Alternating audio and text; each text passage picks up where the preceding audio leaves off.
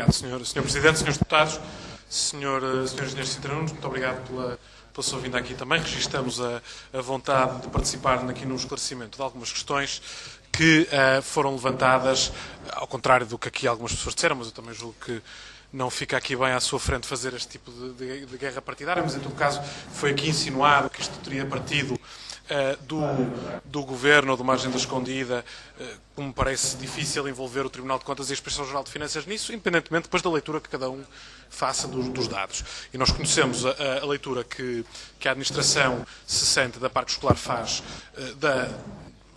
das intervenções, nomeadamente do Tribunal de Contas, em sede do contraditório. Mas devo-lhe dizer, Sr. Engenheiro, que o problema aqui muitas vezes é, de facto, a fiabilidade dos dados. Porque aquilo que nós tínhamos feito já quando discutimos o Orçamento de Estado este ano e aquilo que o Sr. Ministro da Educação fez e que o Tribunal de Contas também fez, foi olhar para os documentos públicos que havia da Parque Escolar e tentar perceber se a empresa, face àquilo que se estava a comprometer, tinha evoluído bem ou mal. E se nós incluirmos aqueles dados que Vossa Excelência aqui diz que eram dados, enfim, indicativos, talvez, ou ainda não fechados, nós percebemos que as coisas não estavam a correr tão bem, porque de facto acabou por se intervencionar menos escolas com um custo muito superior por escola. Por outro lado, o Sr. Engenheiro aqui disse que havia uma dependência de uma série de normativos que encareceu o custo das escolas. Eu diria que isso é naturalmente que é verdade, ainda que, tirando aqui uma outra questão que entrasse em 2010, elas todas remontam antes de 2009. E, portanto, é muito difícil de perceber como é que a última fase do projeto acaba por sair a mais cara. Eu estava aqui a olhar para os números que o Sr. Engenheiro me pediu para distribuir e eles não batem certo com os que o próprio Tribunal de Contas refere, só que o Tribunal de Contas tem uma fonte que nós não temos, que é o Relatório de Contas de 2010, que não está público.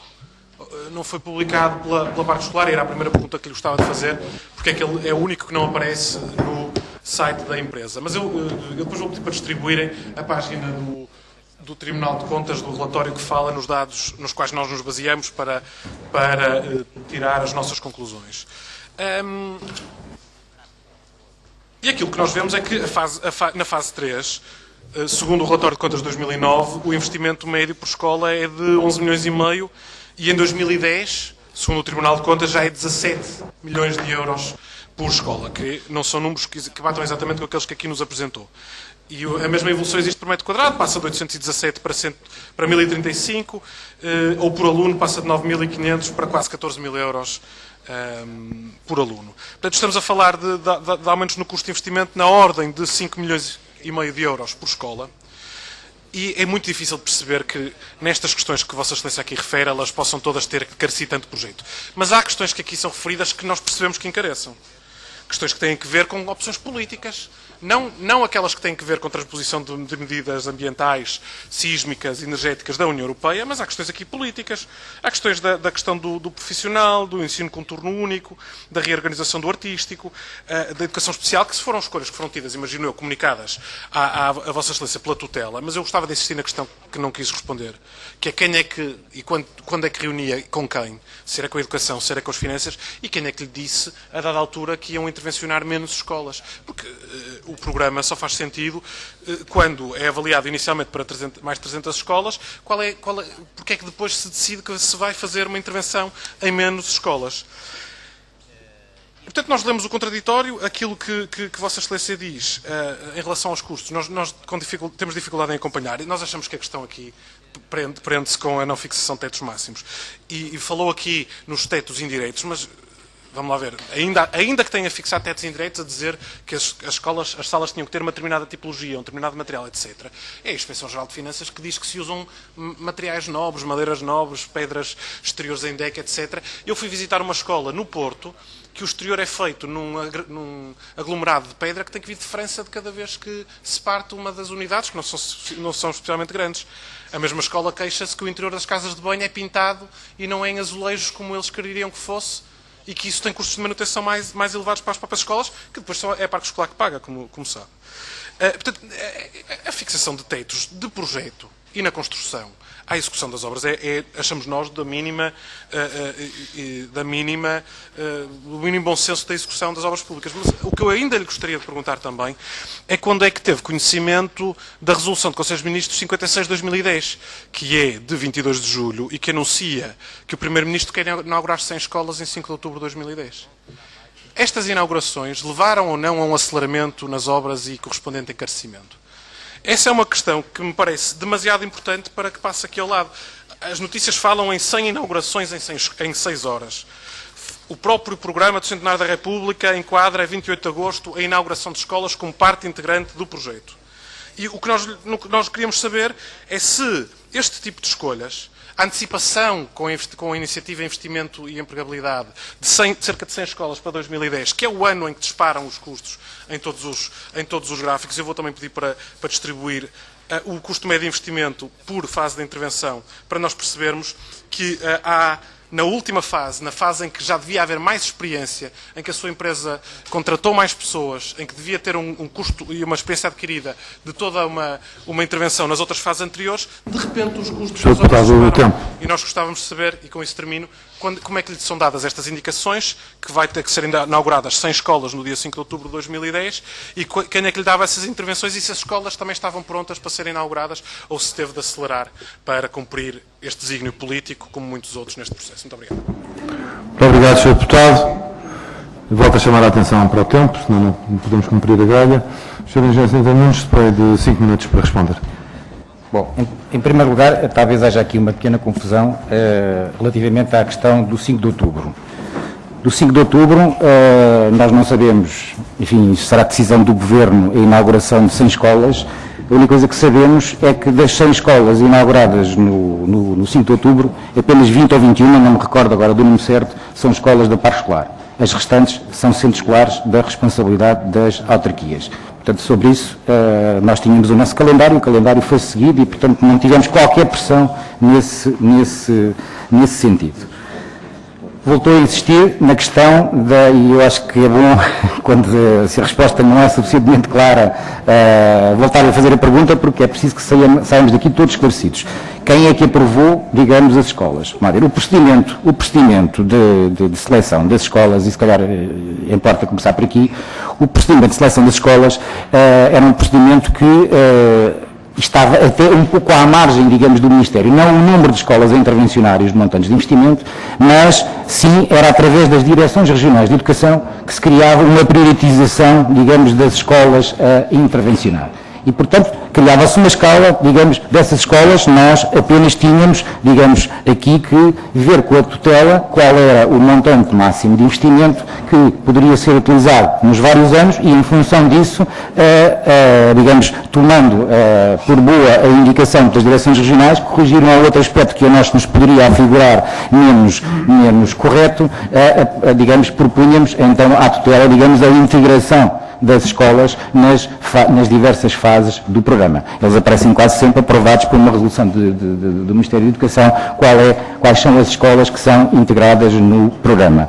A partir daí, enfim, em conjunto com as finanças, tratava-se do modelo de financiamento e tentar encontrar o financiamento para essas mesmas operações, como há pouco já disse, à falta de eventual documento mais importante, para além dos planos de atividade e dos orçamentos, os planos de atividade, orçamentos e relatórios de contas, tinha sempre, digamos, a aprovação obrigatória de todos os empréstimos que eram realizados, quer junto do Banco Europeu de Investimentos, quer junto do Banco do Conselho da Europa, quer dos financiamentos comunitários.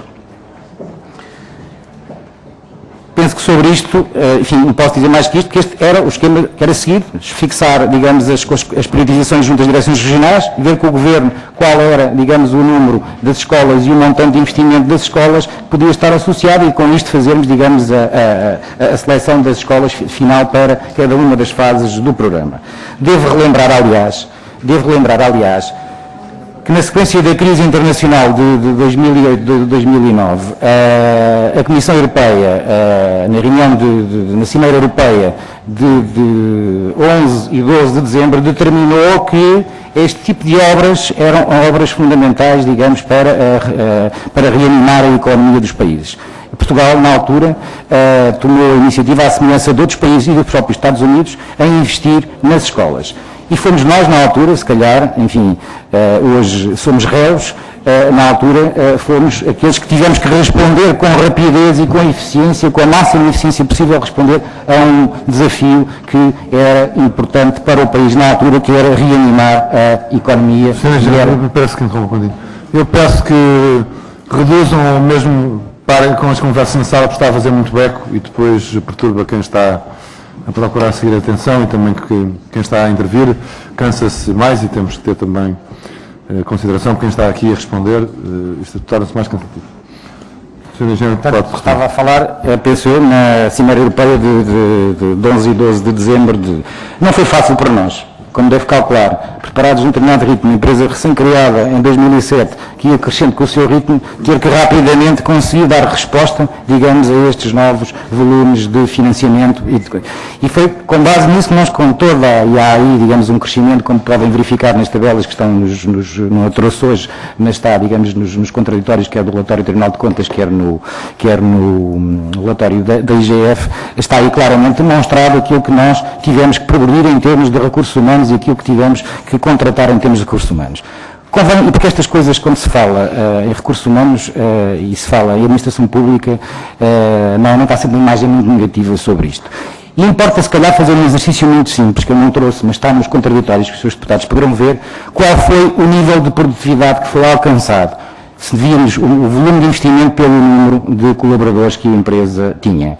E certamente verificarão que no setor público provavelmente não tem mesmo paralelo o valor do investimento pelo número de colaboradores, e no setor privado muito poucas empresas terão, digamos, essa coisa. Algo que eu tenho que dizer aqui, porque é algo que é importante dizer para todas as pessoas que trabalham na empresa e que nos últimos meses têm visto, digamos, muito desanegrido o seu trabalho. São pessoas que vestiram a camisola e que têm trabalhado, digamos, com grande profissionalismo e com grande amor à causa pelo projeto. E, portanto, ficaria mal se eu não dissesse aqui neste momento, se não fizesse aqui neste momento esta observação. Falou, depois, penso eu, que uma última questão relativamente aos tetos e à questão dos materiais. Penso que foi esta a questão. E sobre isso eu gostaria de dizer que houve uma opção inicial que tinha riscos, quando nós arrancámos com este projeto, que foi desenvolver um projeto tipo, também isto ficou definido, digamos, na resolução do Conselho de Ministros que lançou o programa, que foi a questão de cada escola ter um projeto, cada escola ter o seu próprio projeto. Fugirmos àquilo que foi o projeto tipo. O projeto tipo foi utilizado em Portugal durante o período da massificação. Cerca de 78% dos edifícios escolares, dos 1.200 que estavam sob a tutela do Ministério da Educação, cerca de 78% foram construídos entre o final dos anos 60, 68, 69 e o final do século passado, basicamente até 1990, que foi o período, digamos, da grande massificação do ensino. E toda a construção que foi feita na altura foi uma construção, como toda a gente sabe, feita com alguma precariedade e, portanto, feita para durar 20, 30 anos. Este período pretendia ser, obviamente, balizado de determinados valores, poderia ser a fase da qualificação do ensino. E nós não temos vergonha nenhuma naquilo que fizemos. Sabemos que existem alguns excessos, sabemos que existem algumas situações pontuais. Foi um trabalho que nós tivemos, foi um trabalho grande que nós tivemos, que a partir do momento em que trabalhamos com 100 e tal gabinetes de projeto, é difícil tipificar totalmente as situações, e é preciso um trabalho diário, de tentar que os projetos vão responder dentro dos custos inicialmente previstos. Portanto, penso que tentarem respostas pontuais, digamos, Muito obrigado, Sr. Engenheiro.